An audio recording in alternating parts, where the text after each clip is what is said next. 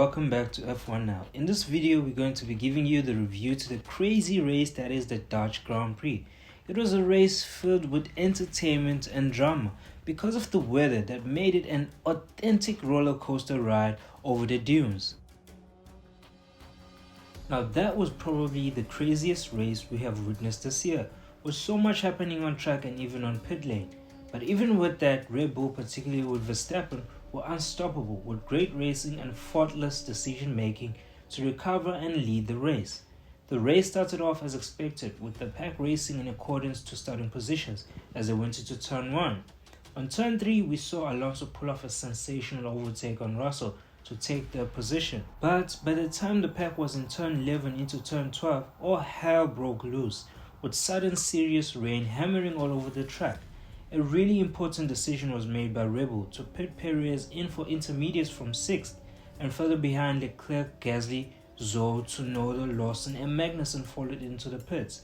But unbelievably, Mercedes decided not to pit Hamilton, who was far enough behind the pack for them to risk it and send him on, rather than have him stay on a wet track in medium tires that would have been in ice-cold conditions. But up front, Alonso was on the move in his soft tires, dispatching Norris to take up second.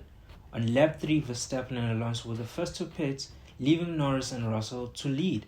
But not for long, because Russell saw red and made the move stick onto turn 1.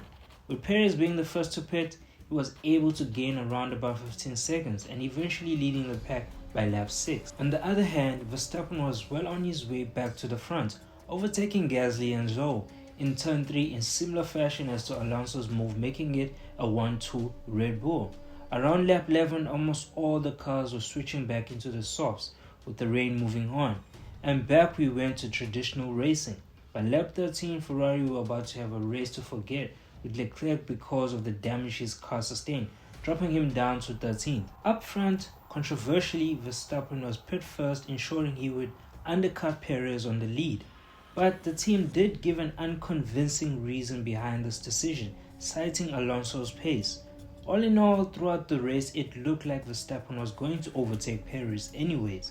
But Perez did feel hard down by that decision, because after that, he pitted, his lead was gone with Verstappen back into the lead. On lap 16, Sargent binned it on turn 8 with apparently a loss of hydraulic pressure when he clipped the corner, which triggered a safety car. From then on, we witnessed Hamilton practically right the wrongs made by Mercedes by making countless overtakes to get back into the points positions. And again, by lap 62, the rain came back harder, with numerous drivers going off on turn 1. Zhou was the one who unfortunately couldn't save it and went into the barrier, triggering the red flag. Lap 66, we got racing again, Verstappen leading, Alonso and Perez behind. On lap 68, Russell came tumbling down the order after contact with Norris out of turn 11 into turn 12. Lap 72, Verstappen took the checkered flag, followed by Alonso and Perez, but Gasly took the third from Perez because of a 5-second penalty he had. For me, in this race, the biggest winners were Aston Martin, Alpine and Williams. These teams were spot on in strategy calls to ensure their drivers get the maximum out of the race. The old fox Alonso's analysis of the race conditions played a major role in him ending on the podium. On the other side, Alpine's race strategy is the reason for them finding themselves on the podium as well. And similar can be said for Albon, who finished in points position because of a daring strategy call made by Williams. The biggest losers of this race would have to be McLaren and Mercedes. Both teams displayed poor decision making on strategies, which had a massive impact on where the drivers end up in the race. And to be more specific, Mercedes to me had the second fastest car, looking at Hamilton's race.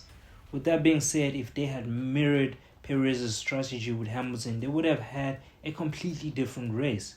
With Russell on the other hand, I don't even know where to start to analyze his race, because even with him there was a lot of wrong calls which tanked a possible podium position.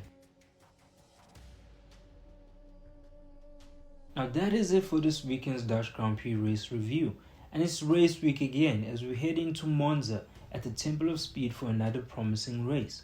So with that, thank you for watching this video and bye for now.